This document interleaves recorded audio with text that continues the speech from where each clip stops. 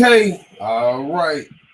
Listen, we back in the building. We are on live right now. And so basically, you summons it back here, and let's go ahead and let's kind of take a view of what went on back October 11th of 1991. And we are going to pretty much give our interpretation of what transpired back. Committee will please come to order. Judge, tough day, tough night for you, I know. Let me ask, do you have anything you'd like to say before we begin? And I understand that your preference is, which is totally and completely understandable, that we go 1 hour tonight, 30 minutes on each side. Am I correct in that? That's right. Do you have anything you'd like to say? Senator, I would like to start by saying unequivocally, uncategorically, that I deny each and every single allegation against me today that suggested in any way that I had conversations of a sexual nature or about pornographic material with Anita Hill, that I ever attempted to date her, that I ever had any personal sexual interest in her, or that I in any way ever harassed her. The second, and I think more important point, I think that this today is a travesty. I think that it is disgusting. I think that this hearing should never occur in America. This is a case in which this sleaze, this dirt, was searched for by staffers of members of this committee, was then leaked to the media, and this committee and this body validated it and displayed it in prime time over our entire nation. How would any member on this committee, any person in this room, or any person in this country would like sleaze said about him or her in this fashion, or this dirt dredged up, and this gossip and these lies displayed in this manner? How would any person like it? The Supreme Court is not worth it. No job is worth it. I'm not here for that. I'm here for my name, my family, my life, and my integrity. I think something is dreadfully wrong with this country when any person in this free country would be subjected to this. This is not a closed room. There was an FBI investigation. This is not an opportunity to talk about difficult matters privately or in a closed environment. This is a circus. It's a national disgrace. And from my standpoint, as a Black American, as far as I'm concerned, it is a high-tech lynching for uppity Blacks who in any way deign to think for themselves, to do for themselves, to have different ideas. Well, it is a message that unless you kowtow to an old order, this is what will happen to you. You will be lynched, destroyed, caricatured by a committee of the U.S. Senate rather than hung from a tree. During this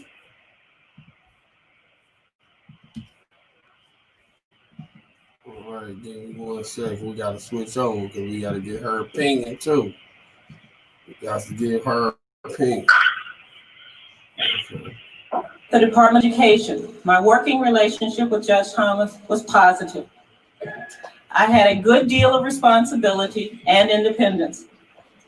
I thought he respected my work and that he trusted my judgment.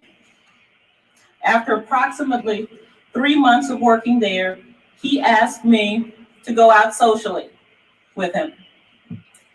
What happened next and telling the world about it are the two most difficult experiences of my life. It is only after a great deal of agonizing consideration and great number of sleepless nights that I am able to talk of these unpleasant matters to anyone but my close friends. I declined the invitation to go out socially with him and explained to him that I thought it would jeopardize at the time I considered to be a very good working relationship. I had a normal social life with other men outside of the office. I believe then, as now, that having a social relationship with a person who was supervising my work would be ill-advised. I was very uncomfortable with the idea and told him so.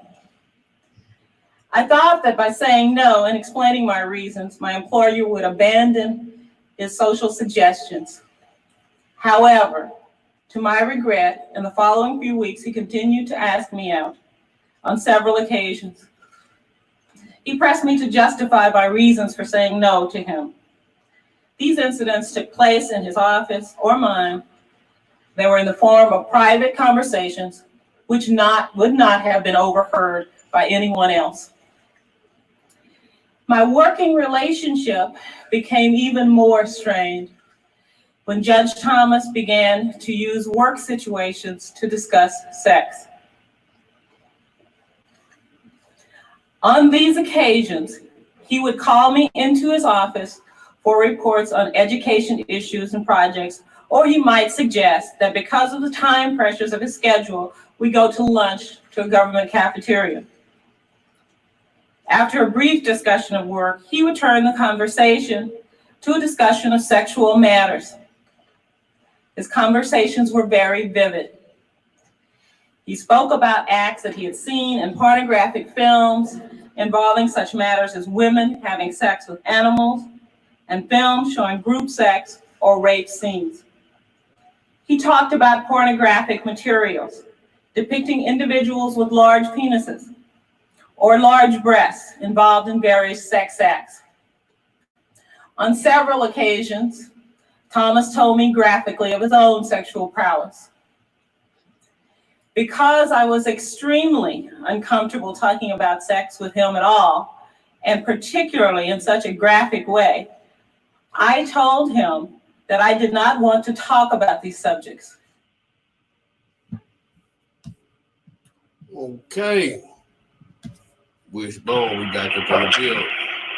So I'm here. We are doing the overview of the Hi-tech lynching that we see that Clarence Thomas received at the hands of the United States Senate, led by now presidential candidate Joe Biden. You know, what's your thoughts, reactions, feelings about what you just heard? What I just heard was just what he said, a high-tech lynching. An educated black man in a position of power to grow in the process of becoming a member of the Supreme Court. A very powerful position. And what they were trying to do was set him up. You know, the lady didn't have any proof. She said it was a private conversation. She also said that she had other relationships with other men that she worked with. So to me, you know, those kind of some red flags. She didn't have any proof of anything that she was saying. And, you know, for her to be a black woman back in that time, what was it, like in the 91. Was it 91? Yeah, black woman in 91. Here you are standing in front of a court full of a whole bunch of white people. Yeah, Europeans. Europeans. You know, it's sad to hear. What are your takes on it, and how do you think it upon me hearing the same that thing there. Now we got to keep in mind that we are trying to do the overview and keep it as short as possible. We essentially heard 4 minutes of a 19-minute opening statement. Initially, I believed what she was saying, if I'm going to be honest about it. But then she lost me very quickly when she said, well, he told me things that were, you know, he asked me to go to lunch. I'm like, okay, cool. He probably did ask her to go to lunch. That's something believable. That's something that I could see happening. Then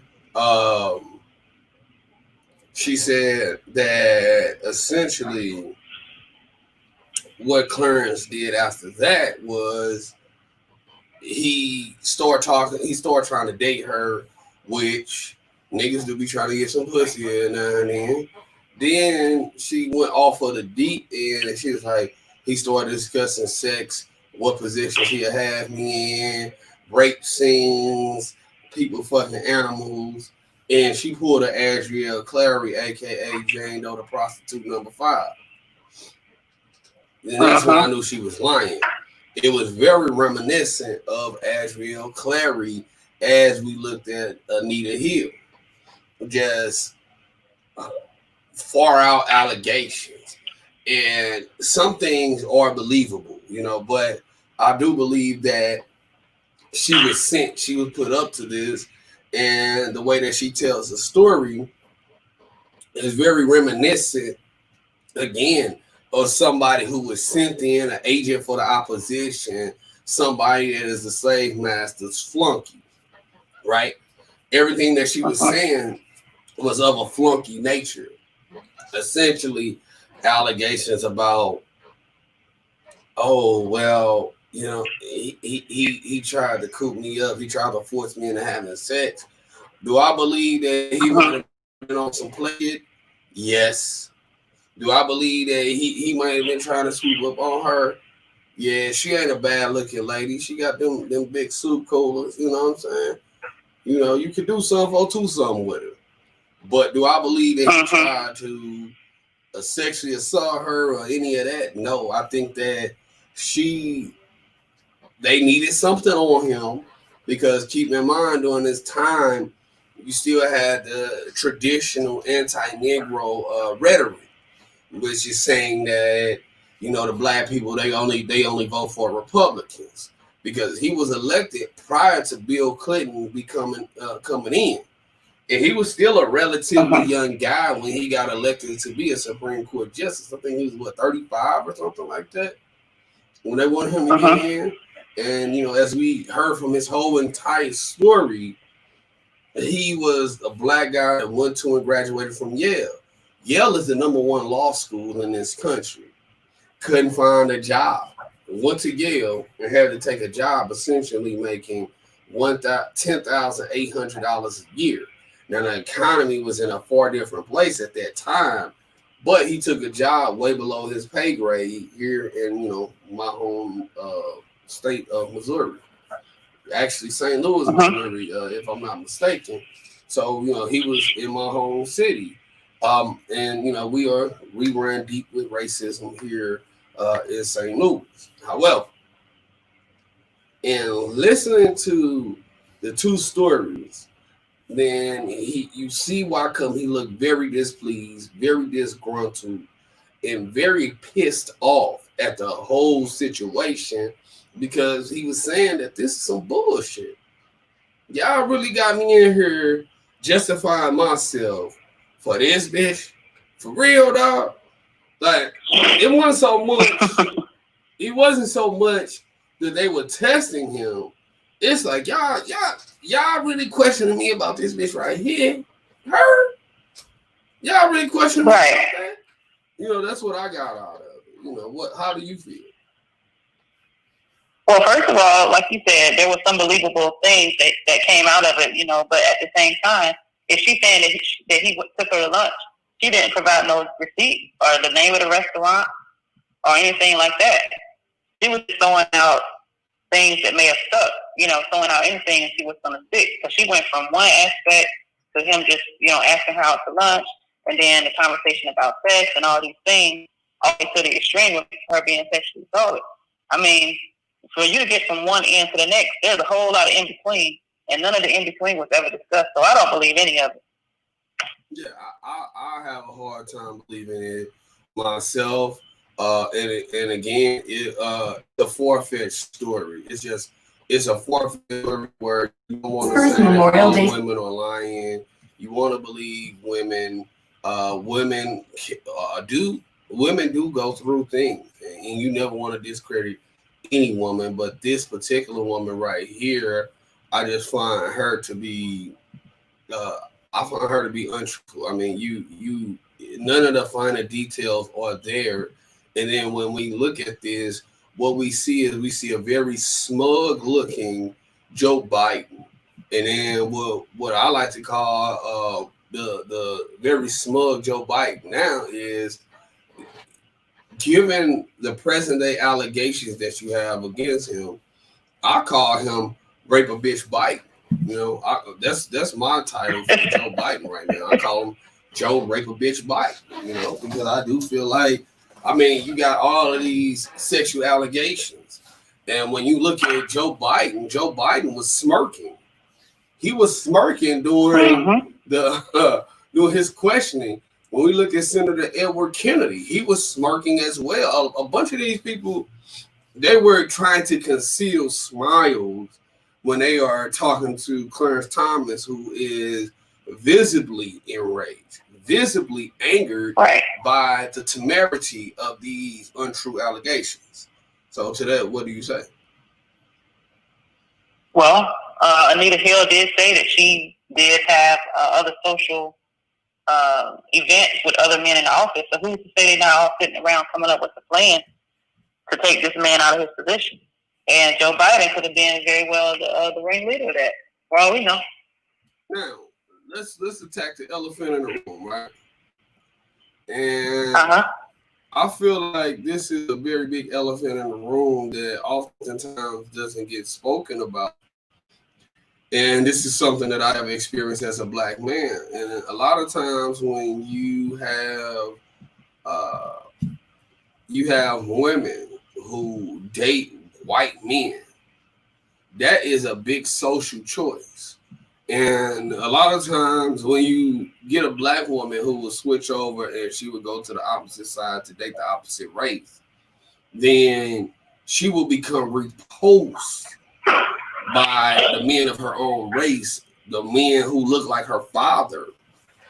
And what she would in turn do is she would do a lot of the bidding for the slave master and the oppressor, which is, I take on the slave master's ideology, I take on the slave master's thinking, I take on the slave master's bidding. And essentially what I saw out of Anita Hill was she was taking on the oppressor's bidding. She was doing the work of the slave master. How do you feel? I agree. And there could also have been some jealousy involved as well. As you know, Clarence Thomas was married to a white woman. And the white woman that was there, his wife was there to support him throughout this whole process. So there could also have been some jealousy there as well. And do you remember what it was that his wife said? She was like, I think we actually made jokes about it, which was, she was like, I was following her till she got along to the Long Dong Silver. Yeah, exactly. She was like, oh, nah. She is, she was pretty much, she was repulsed. She was like, what the hell are you talking about? She didn't know what the hell I was talking about. Yeah, as a wife, you hear another woman saying that about your husband when you're the one that's pretty much, sleeping with him or, having sexual relations with him on a regular basis, you heard what the wife said. She said, as soon as she heard that, that's when she knew that something wasn't right. Yeah, She knew that someone was a bit far fetched, and something just didn't quite make sense. And hey, a lot of times if the wife calls bullshit, if she calls a bullshit flag, what we are learning from what we are learning, given the situation that's going on in the country right now with the guy who assassinated George Floyd, is these white women, they're not sticking around your ass when you wrong now. We saw that shit with Tiger Woods and the officer George damn, what's the guy named Michael Chavon, the one who killed George Floyd. His wife said, "Oh no, this dude act like this? No, divorce. White women ain't sticking around to no bullshit." And this is what we see. Her name, Clarence Thomas's wife, is named Virginia Thomas. And she's like, "Nah, right, nah, I just don't believe her. I don't believe her." So, you got anything to add on top of that? Any cinnamon spice? No, that's it. I mean, we covered everything. Okie doke. Well, I think that this is a nice overview of the Clarence Thomas situation as it pertains to Anita Carter. So this is the overview of the Hi-tech lynching. Make sure that you like, comment, subscribe.